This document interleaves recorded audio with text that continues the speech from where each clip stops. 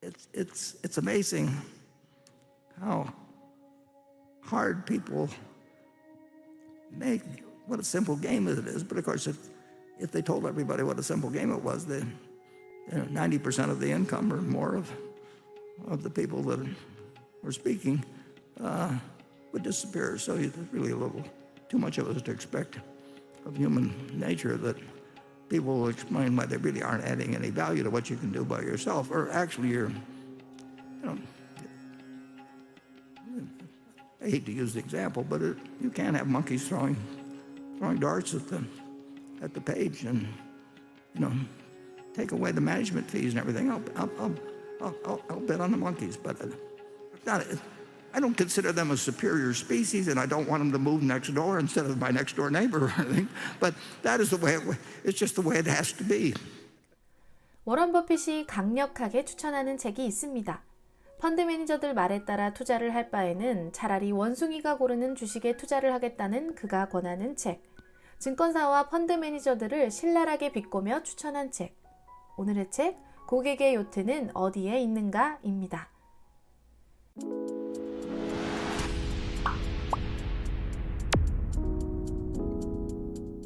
오래전 어느 날 다른 도시에서 온 한 방문객이 가이드들의 안내를 받으며 뉴욕 금융가를 구경하고 있었습니다.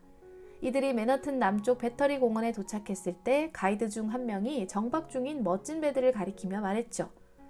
보세요, 저 배들이 바로 은행가와 주식 중개인들의 요트랍니다. 그러자 순진한 방문객이 물었습니다. 그렇다면 고객들의 요트는 어디에 있나요? 책의 제목과 관련된 이야기입니다. 느낌이 오시나요? 미국은 1929년 런던 증시의 대폭락을 시작으로 10월 24일 검은 목요일을 맞이하게 됩니다. 당시 증시는 무려 89%의 대폭락을 맞이하게 되죠. 작가는 이러한 대공황이 발생하기 2년 전 1927년부터 월스트리트에서 주식 중개인으로 일을 하고 있었습니다. 그가 대공황 이후 1940년까지 월스트리트에서 일을 하며 느끼고 겪었던 일들이 오롯이 이 책에 담겨 있습니다. 변하면 변할수록 그 모습은 더욱 같아진다. 작가가 이야기하는 프랑스 속담입니다. 89%의 하락, 25년의 회복기가 걸렸던 역사에 남을 대공황을 겪고 결국에는 갔다라는 이야기는 어떤 의미이며 고객들의 요트는 어디로 간 것일까요? 월스트리트 한가운데의 유치원. 유아기 발달 이론의 용어 중에서 직관적 사고, 비가역적 사고라는 말이 있습니다. 유아기 아이들은 한 가지 사물에 있어 다양한 측면을 보지 못하고 눈에 띄는 속성만을 보고 판단한다는 것이죠. 또한 이들은 역으로 생각해보는 능력이 떨어져 이전의 상태를 떠올려 논리적으로 생각하는 것이 잘 되지 않습니다. 주식을 대하는 태도에 있어 우리 또한 직관적 사고와 비가역적 사고만을 하고 있지는 않나요? 남이 좋다고 이야기하는 주식 혹은 뉴스, 유튜브에서 곧 상승할 것이라는 매력적이라는 주식을 자신만의 원칙이나 검증 없이 사버립니다. 그리고 그러한 주식에 나도 모르게 사랑에 빠져버리곤 편향적인 사고로 다른 주식은 아예 살펴보지도 않죠. 이러한 우리 모습을 작가는 유치원생에 빗대어 주식시장을 월스트리트 한가운데에 있는 유치원이라고 이야기합니다. 이 책은 월스트리트 한가운데에 있는 바로 그 유치원에 관한 이야기이다.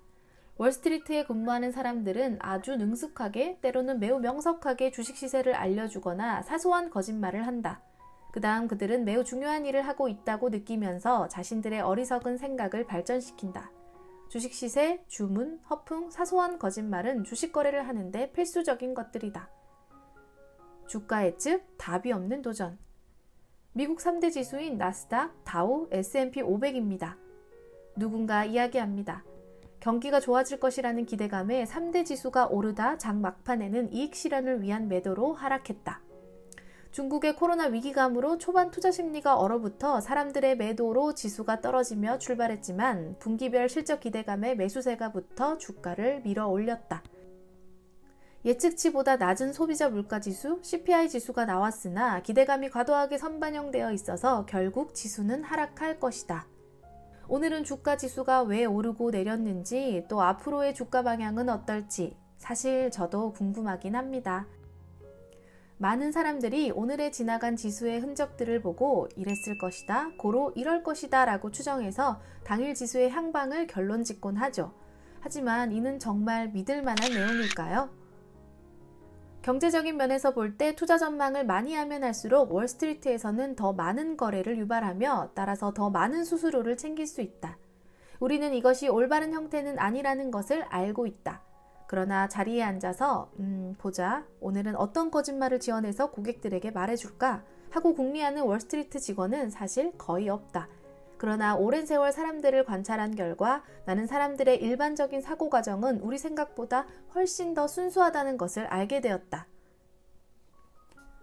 차트 분석가의 운명. 주식에는 기술적 분석이라는 것이 있죠. 쉽게 말해 기존의 주가 움직임을 분석하여 정형화된 패턴 혹은 움직임을 찾아 앞으로의 움직임을 예측한다는 것이 기술적 분석입니다.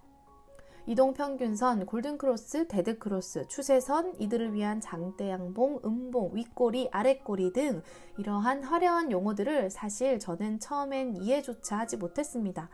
정형화된 그들이 말하는 움직임을 제 눈에는 아무리 봐도 보이지 않았거든요.